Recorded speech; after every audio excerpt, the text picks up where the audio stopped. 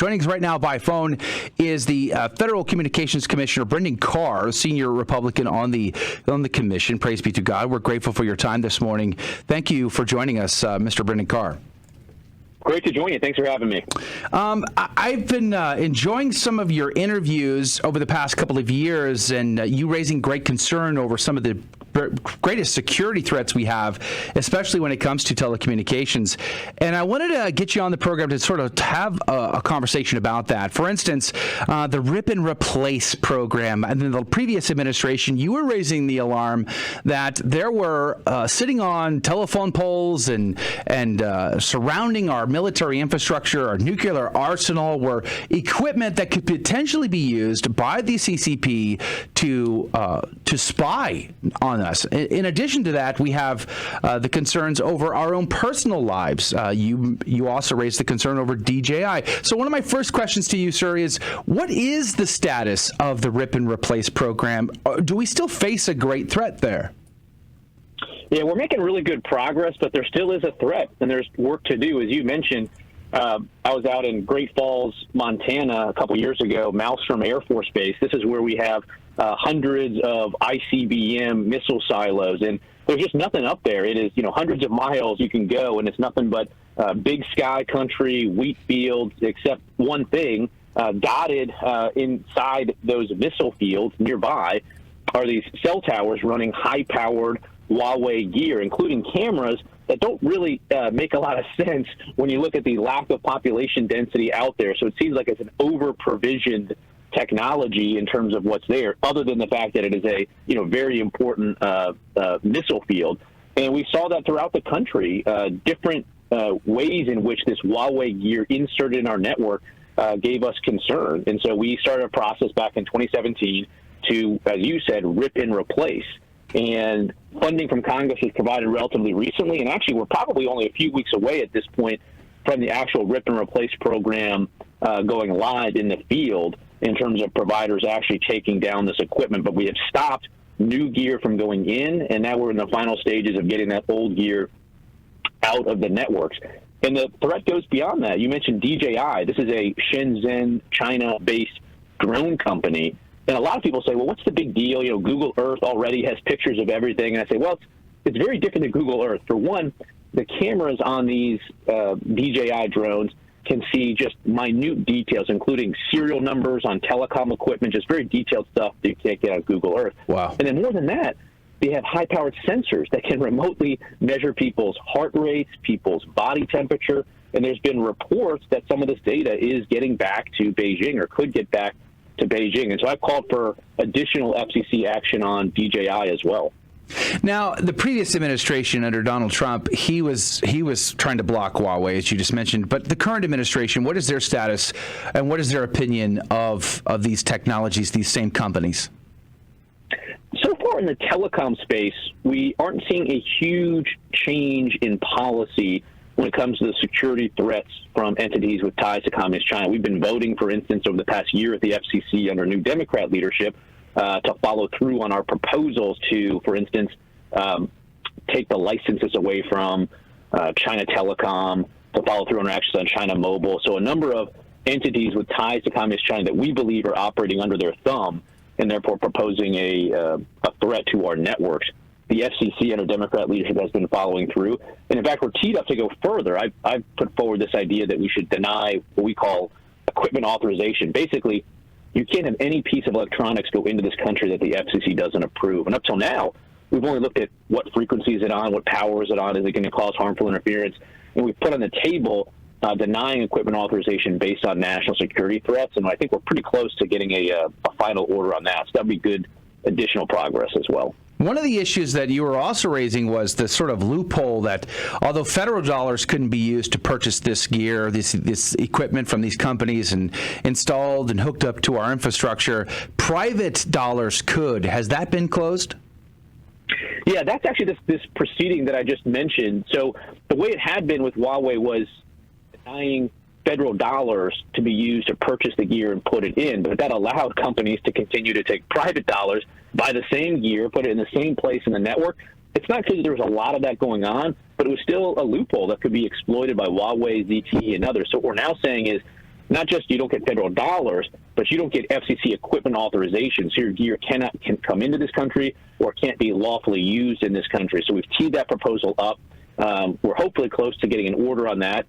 Different commissioners will have to vote, so it's not clear yet which way we'll go. But Congress also subsequently passed a bill, the Secure Equipment Act, that essentially directs the FCC to complete that proceeding and get that Huawei loophole closed. I asked about the current administration's opinions of this. Then one of the reasons why I did was because I just saw a report coming out of Epoch Times this week that Tony Podesta, brother of John Podesta, who was Hillary Clinton's campaign chairman, has received over $1 million from Huawei in the last year or so to be a lobbyist on their behalf in the nation's capital and into the White House. So do you see that kind of pressure being brought to bear? Do you see the potential for a reversal of policy under this current administration? I hope not. Look, there's a lot of people out there that will do a lot of things for a lot of money. And to some extent, my view is, hire who you want, lobby however you want within the confines of the law. And Huawei clearly is an entity and similar entities that we are taking action against, and so they want representation in Washington. I sort of get that. To the same extent, I'm making my decisions on the facts and on the record and not how politically connected or not some lobbyist is. So I would hope that everybody sees through that. And at this point, I don't see a significant risk that this administration is going to turn heel on some of the appropriately strong action we've taken against Huawei and ZTE, but I'm sure I'll be one of the first people to speak up if we do start to see that trend. Mr. Carr, I wanted to ask you, last year we saw, for example, in colleges that there was a lot of Chinese influence or rather Chinese intelligence there gathering certain information. And, with stories like this, with Huawei and all of these infrastructure security threats, I'm thinking, well, this should be at the forefront of the news, but it's really not. Is this something that we really need to worry about? Is this something that we need more attention on? Yeah, I think there's a fundamental rethinking of our relationship with Communist China. I think on a bipartisan basis, frankly, the U.S. government got this wrong for a long time. We just assumed that if we, allow China to continue to exert influence in international bodies, if we engage in deep trade relationships, that they will come our way in terms of freedom of thought, free markets, and the opposite has taken place. They've used their leverage with those international bodies to move them closer to China. So we do need to continue to focus on this.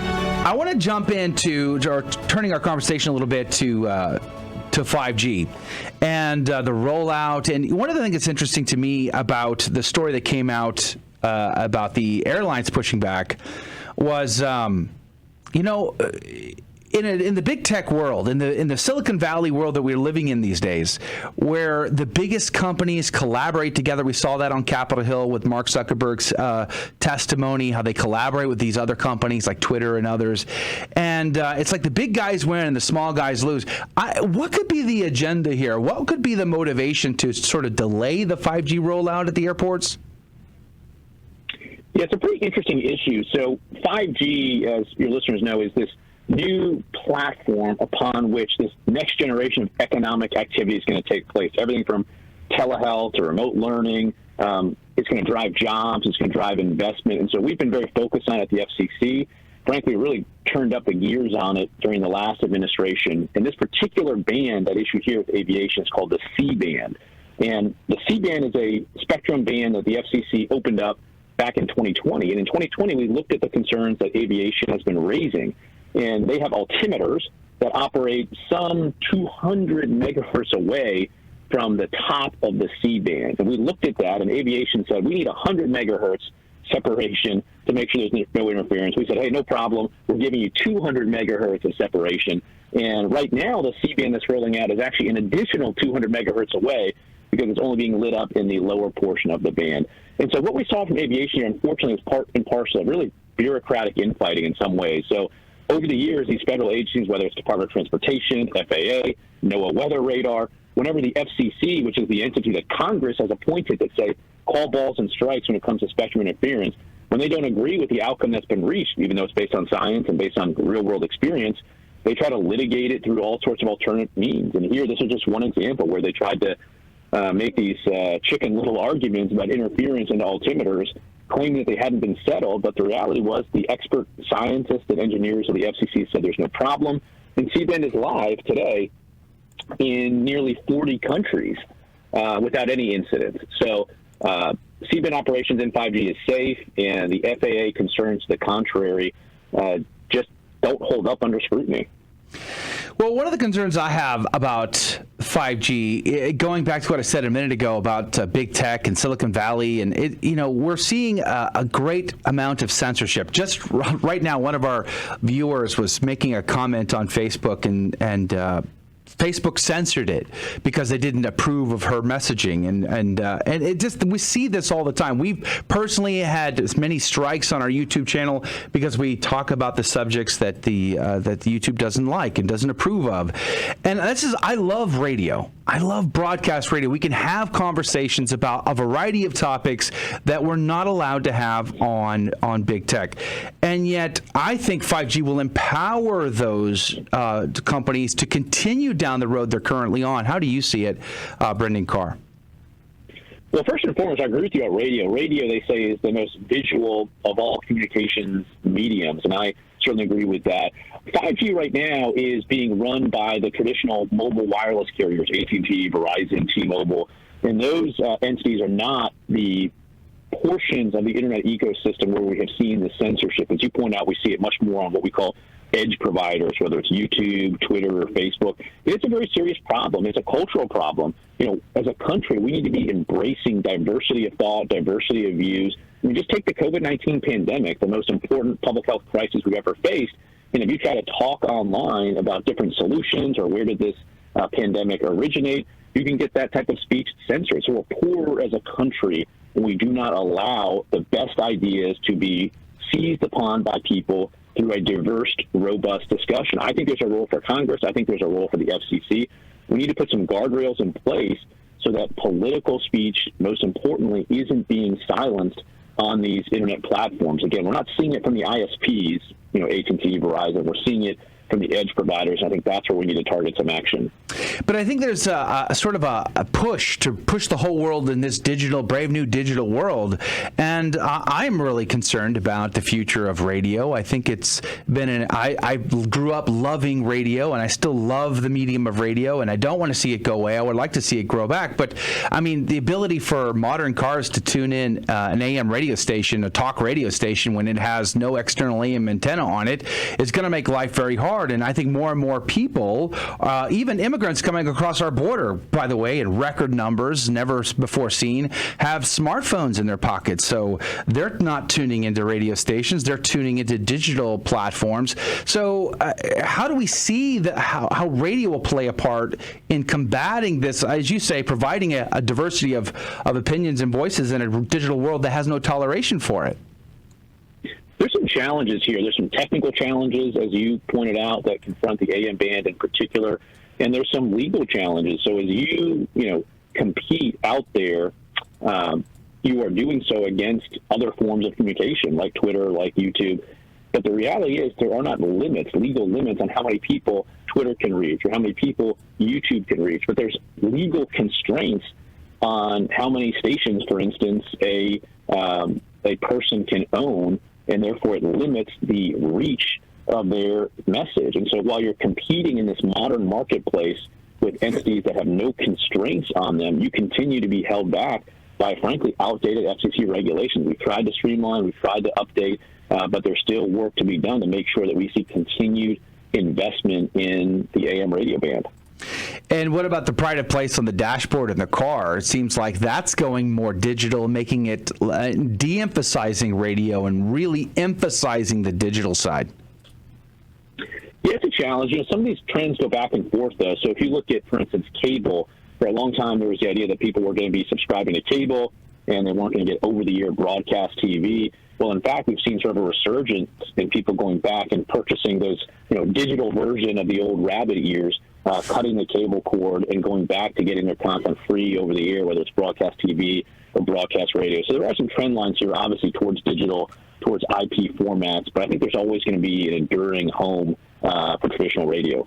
One thing that's concerning me is the fact that I feels like the government is failing to jump on the new media that's coming up, and they're failing to try to understand it in a real way. And so, like, I'm thinking of the metaverse coming up and all these different things, this virtual reality.